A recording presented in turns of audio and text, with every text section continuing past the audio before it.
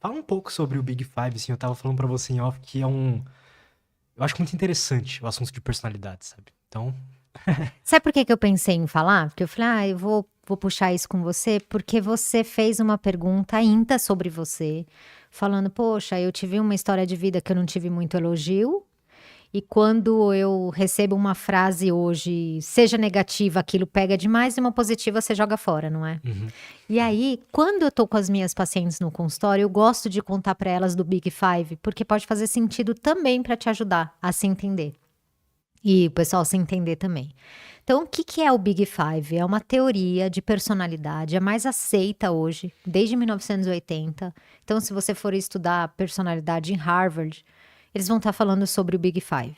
E quem gosta do assunto pode procurar um psicólogo mais expoente da área, que é o Brian Little. É bem interessante, tem TED Talk dele falando um pouco mais, legal. tá? E livro dele, tô lendo o segundo livro dele.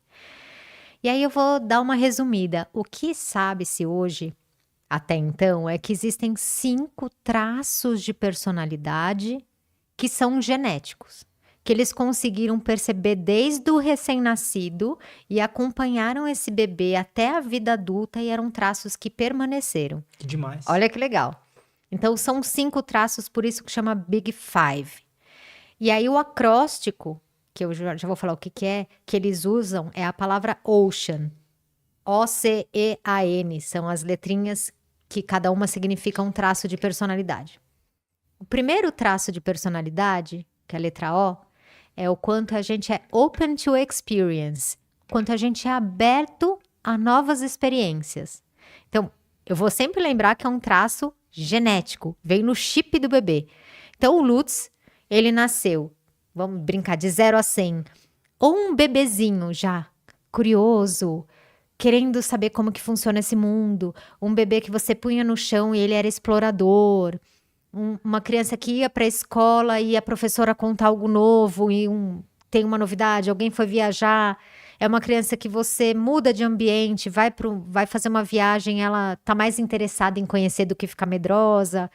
Então, o quanto você é aberto a novas experiências e pessoas abertas a novas experiências são geralmente muito criativas. Porque se ela está aberta à experiência, ela tem mais estímulos, portanto, mais criatividade. O oposto seriam pessoas fechadas à nova experiência. Nasceu assim. É uma pessoa que prefere ir no mesmo restaurante, se puder fazer o mesmo tipo de viagem. Ah, vamos para lá, a gente já conhece, a casa é boa, sabe? Tipo, menos é mais. Para essa pessoa, menos é mais. Não tem um melhor e um pior, tem onde elas vão se adaptar na vida, tá? Uma pessoa aberta a novas experiências, um podcast com um monte de profissional diferente deve ser legal. Uma pessoa fechada, nova experiência, só fazer podcast já. Prefere trabalhar numa coisa no escritório, tal, rotina, tudo bem? Aham. Então, não existe totalmente aberto ou totalmente fechado. São graduações, tá? Finge que é de 0 a 100. Quanto aberto você é. Você tem um nível disso, não é que você é 100 ou zero, né? Isso, eu sou 80 aberto. Ah, beleza. Às vezes a vida te fez mais aberto, te ajudou a melhorar, né? A vida às vezes vai moldando uma característica nossa que era genética. Então, falamos a primeira letra. A segunda chama consciousness, que é, em português, conscienciosidade. A gente não usa essa palavra, então eu gosto de falar, tipo, disciplina e organização. Como que um bebê já nasce mais disciplinado ou não? Então, vamos pensar.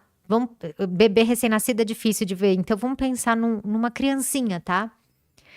Ela tá na escola e aí o caderninho organizado, estojo arrumado. Aí a professora fala: olha, vai ter prova no dia 17, pega a agenda, anota, né? Na minha época era agenda, né? Anota, dia 17, prova de matemática. Aí, trabalho dia 19, já tá anotando, né? Ela tudo organizadinha. Aí, no dia 19, ela vai entregar o trabalho. Certamente, ela vai fazer o trabalho e vai entregar. Se ela for muito conscienciosa, disciplinada, organizada, o trabalho tá feito antes. Tá tudo certo. Só que tem aquela outra criança, que geralmente está no grupo dessa, que chega no dia 19, não é? Sempre tem. Que daí no dia 19 Ele vê todo mundo entregando material e ele fala, cara, o que vocês estão entregando? O trabalho. Hoje é dia Tinha 19. trabalho Que hoje? trabalho? Cara, Esse era eu. é sério. Então, a gente vai. Depois a gente fala sobre isso. Olha que legal. Cara, desde pequeno. Desde pequeno a gente tem algumas coisas. E aí, o que é sacanagem é que você vive. Aí você me falou lá no começo, por que que a gente vai ficando triste durante a vida? Por que que a gente vai perdendo a felicidade? Porque essa criança, ela não tá fazendo isso de sacanagem.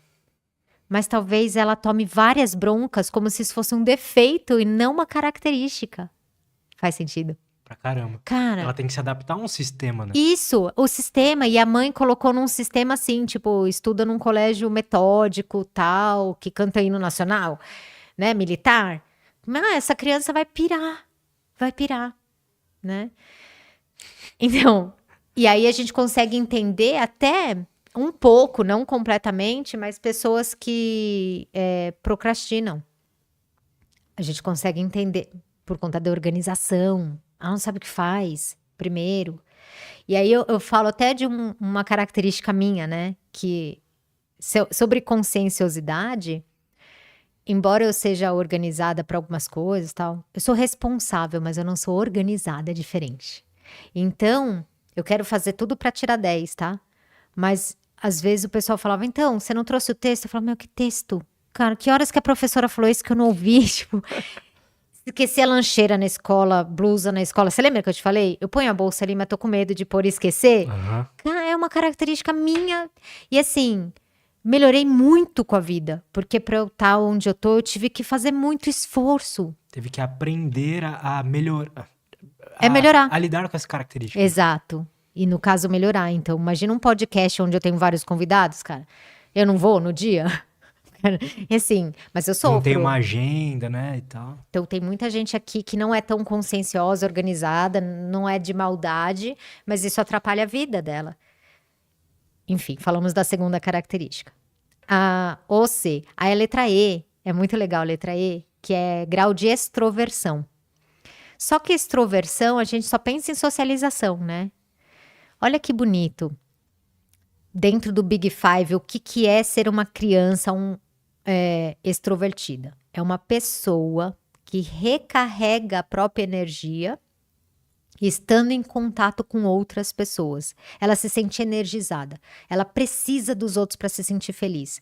Então, na quinta-feira ela começa, o que a gente vai fazer amanhã? Não sei o quê. Onde a gente vai? Quem que a gente vai chamar aqui em casa? Vamos sair, vamos pra festa, vamos não sei o quê. Essa é a extrovertida. Ela acaba sendo mais sociável porque ela precisa das pessoas para ter energia. E aí, às vezes, ela casa com o introvertido, que é a pessoa que perde energia estando com os outros e ganha energia quando tá sozinha. Então, o introvertido, ele até vai para uma festa. Ele foi na sexta-feira pra festa. Cara, no sábado e domingo ele precisa ficar no sofazão assistindo Netflix para ele descansar. Ele fala, eu preciso descansar, cara. Eu preciso subir minha pilha de novo. E às vezes um casa com o outro, né? Você só pensa em Netflix. E você só pensa em ir pro shopping. Não. Às vezes é uma característica, um traço de personalidade. Eu acho muito. Esse é muito interessante, Não é? né? Eu tenho os meus dois melhores amigos, assim, as pessoas que eu mais convivo. Um é, tipo, o introvertido máximo e outro é o extrovertido máximo. Então, observar essas diferentes formas de funcionamento é muito interessante. É muito legal. E isso impacta na comunicação. Eu não vou aprofundar muito, porque senão a gente fica aqui até amanhã, tá? Mas o extrovertido, o que a gente já sabe sobre o extrovertido? Ele tem uma comunicação direta. Ele tem mais comunicação direta. Então, quando ele gosta de você, ele gosta de você, tá? Ele fala, eu gosto de você. Se ele é um introvertido, cara, como é difícil falar que ele gosta de você. Sabe? Tipo, não sai essa frase direta. Vem. Tipo, 1 milhão. Porque a habilidade, a gente tá falando talvez de habilidade social, né? Querendo ou não, um treinou mais que o outro também, Exato. Uhum. E quem sabe, tá? Quem sabe no nosso cérebro, existe, tá? Mas no nosso cérebro exista uma parte relacionada à socialização, onde para algumas pessoas tem mais habilidade e outras menos. Se a gente falar do autismo, por exemplo, a gente está falando de uma dificuldade na habilidade social. Cara, É DNA, não é? Enfim. Então, falamos do extrovertido. Aí a letra A, que eu adoro, a letra A em inglês é...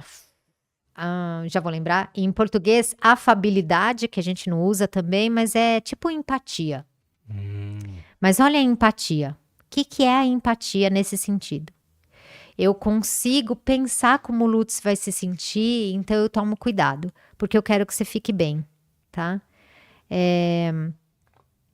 Então, se eu sou muito empática, muito afável, que é a palavra, talvez eu tenha dificuldade de falar não.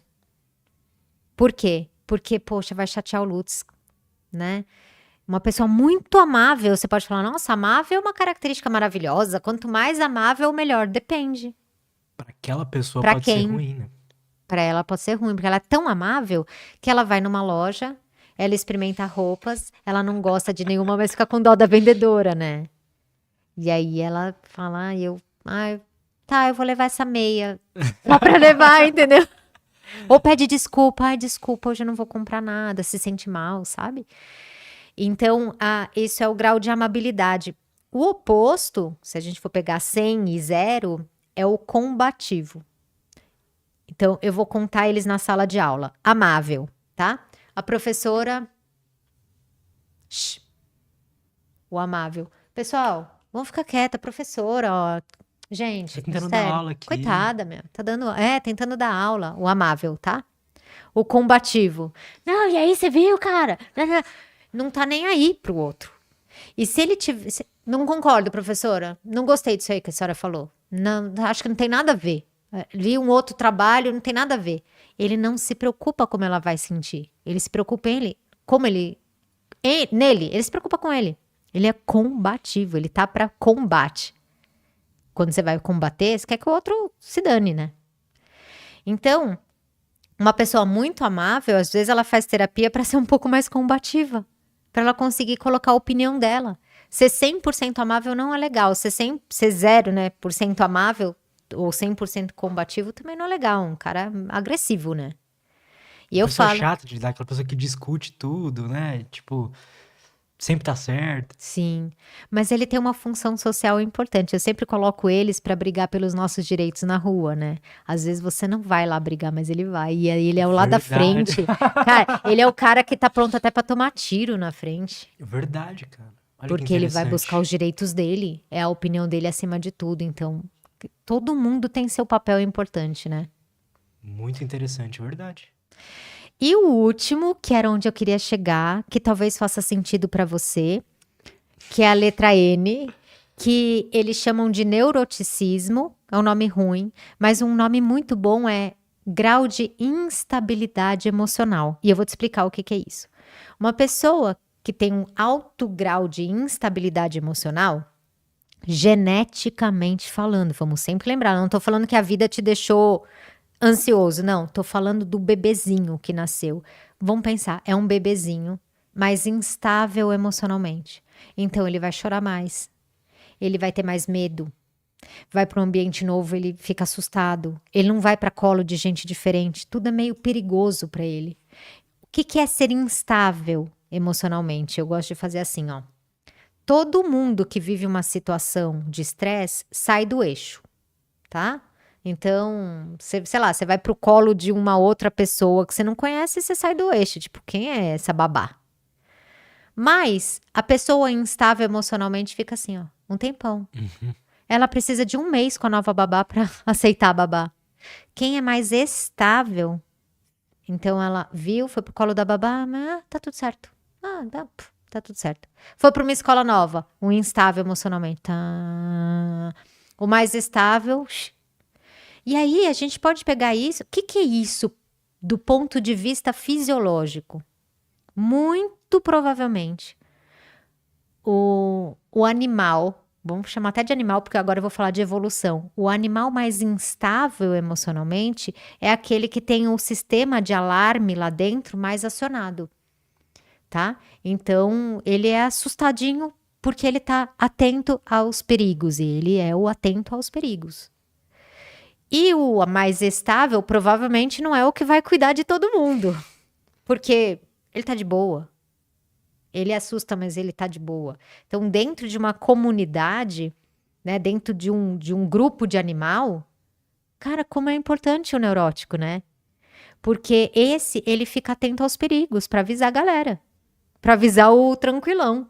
Então, ser tranquilão é legal para a pessoa, mas tudo depende, você concorda? Tudo depende. Tudo depende de grau, né? Quando você é 100% neurótico, é muito sofrido na vida, porque tudo é muito grande. Então, alguém fala para você, Lutz, não gostei do seu podcast. Se você tem um grau de instabilidade, não sei que número, tá? Mas mais para cima, aquilo ressoa dentro de você. Será que eu não sou bom? Será que nananã? E uma outra pessoa fala, beleza, não gostou. Tipo, não é gostoso receber. Ninguém acha gostoso uma crítica. Mas ela consegue, tipo, sai logo, entra logo no eixo, tá? Esse, pô, é sem dúvida o meu principal, assim. Eu já fiz até o teste. Ah, você fez? Fiz. Eu não lembro os outros, mas eu lembro que o neuroticismo era bem alto. Bem alto? Bem alto. Ah, então, eu sou pensei... bem assim mesmo, assustadinho e tal. E desde moleque. Olha isso, desde, tipo, 3 anos de idade eu já tinha medo de, tipo, entrar no mar. Será que tem um tubarão? Será que não tem? Entendeu? Ou, sei lá, Isso. um pouco mais velho, assim, com 5, 6 anos de idade, eu me lembro de, tipo, ter medo de ser sequestrado, tipo, umas coisas loucas, assim, sabe? Mas sei lá, que talvez eu tenha visto em algum filme, alguma coisa. Mas grudou. Grudou. E realmente, até hoje, talvez o que eu mais. Minha busca principal, assim, no mundo da saúde mental é ser uma pessoa mais. Estável. Estável. Exato. Que é o... Essa é a melhor palavra. Então, para você saber, ó, eu trouxe esse assunto legal que você já sabe, mas é mais uma coisa para você lembrar. Então, quando alguém te fizer uma crítica, por exemplo, lembra disso. Cara, como a crítica me pega, né? Pega, tipo, eu sou mais sensível. Eu não gosto da palavra neurótico, tá? Acho que a palavra é muito ruim. Porque é ruim mesmo, né?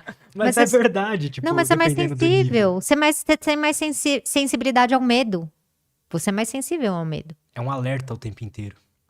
E aí fica uma dica pro pessoal, tá? Quando são crianças, desde pequena, que tem medo de mar, tem medo da chuva, tem medo de não sei o quê, tem medo de sei o quê, isso dá um sinal de que é uma criança que veio mais sensível. São pessoas que a gente tem que tomar muito cuidado com ela, porque essa pessoa já é mais sensível ao medo, mais sensível ao estresse. Mais sensível ao estresse, na verdade, essa é a boa palavra. Essa pessoa entra no mundo onde tem um amiguinho que faz bullying, ela vai tirar nota baixa na escola, porque todo mundo vai tirar um dia uma nota baixa, ela não vai ser boa em alguma coisa, porque isso acontece na vida de todo mundo, dos estáveis e dos mais sensíveis, dos mais instáveis. Essa criança, ela precisa muito de um acolhimento especial, sim, não é proteger, tá, mas entender.